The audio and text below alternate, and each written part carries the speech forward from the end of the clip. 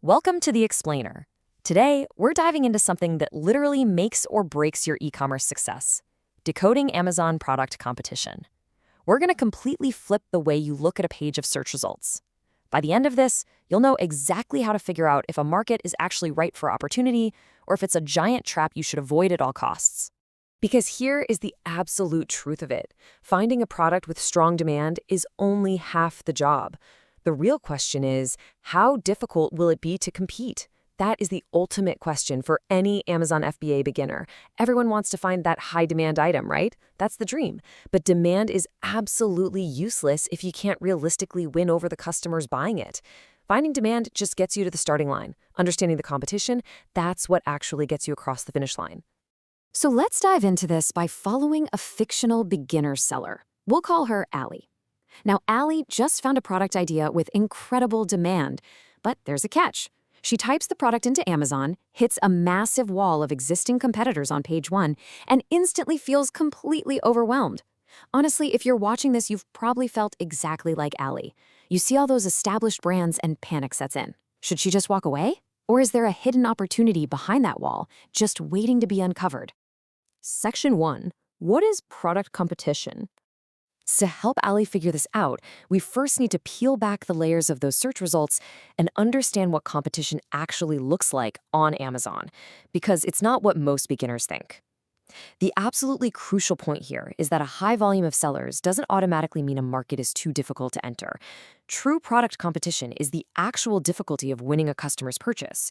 It's based entirely on the strength of those competitors and the quality of their listings, not just a raw headcount of how many people are selling similar items. Section 2. Analyzing the search results.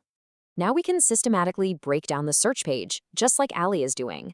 We aren't just counting sellers anymore.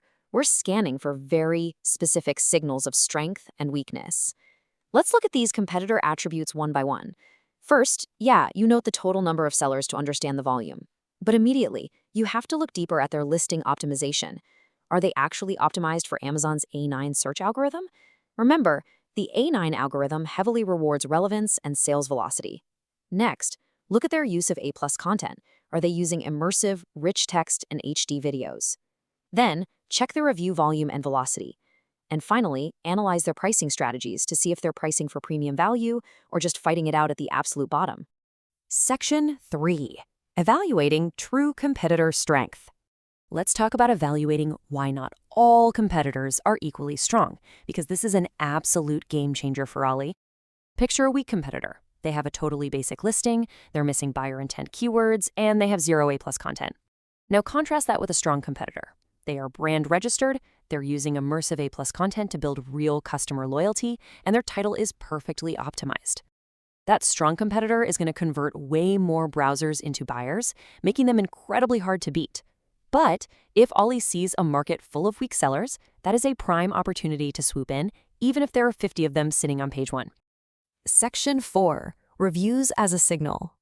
Next up, we need to help Allie understand how customer reviews act as either a massive barrier to entry or a totally hidden opportunity.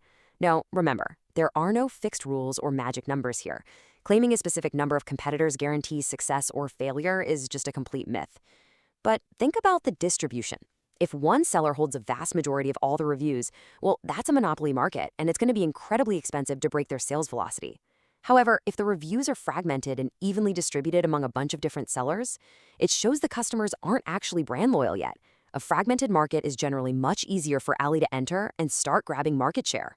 But you might be wondering, how does Allie get those crucial first reviews to actually compete? If Allie decides to enter, the Amazon Vine program is the answer. It's a legitimate, invite-only review system. Sellers provide units, and trusted Vine voices write honest feedback. Most importantly, it is the safest, 100% Amazon-approved way to build early review velocity so you can compete with those established sellers. You do not have to resort to shady, policy-violating review groups that risk getting your entire account suspended. Section 5. The price competition battle.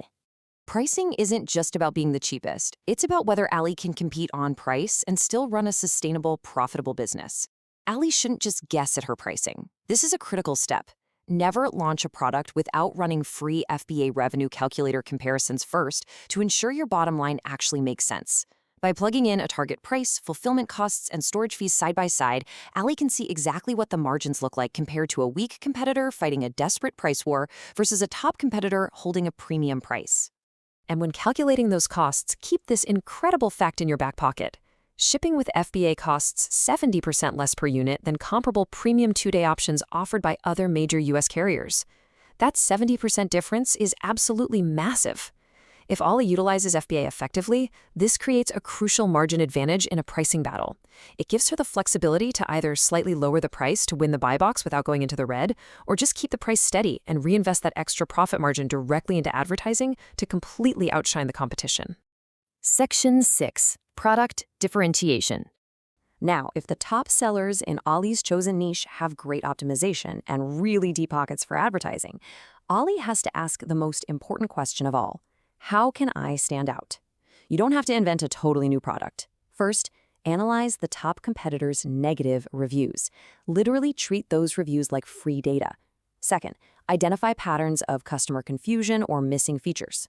Third, update the product, update the packaging, and use Brad-registered A+ content to visually solve those exact problems. You are effectively turning their 1-star reviews into your roadmap for a 5-star product, which creates a protective moat around your brand. Section 7. The Final Decision Framework.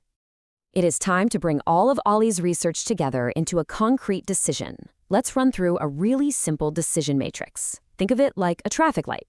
First, green light, meaning enter. If Ollie sees fragmented reviews, weak competitor listings without A+ content, and healthy margins, it's a go. Second, yellow light, meaning be careful. There's strong demand, sure, but Ollie is going to need to lean heavily on product differentiation and the Amazon Vine program to break in. Finally, red light, meaning avoid. If there is a massive monopoly on reviews, high optimization across the board, and a race to the bottom price war, just walk away. This framework empowers Ollie and you to decide based on qualitative strength, completely avoiding those arbitrary rules that often mislead beginners. Don't just ask if customers want the product. Ask how you will win those customers. Because demand is just the beginning of the journey. Your long-term success on Amazon comes down to out-optimizing, out-branding, and out-serving the competition at every single level. So grab your ideas and start digging. What hidden opportunities are waiting in your search results right now? Use this framework, audit your own product ideas, and go find those spaces where the competition is far weaker than they look on the surface.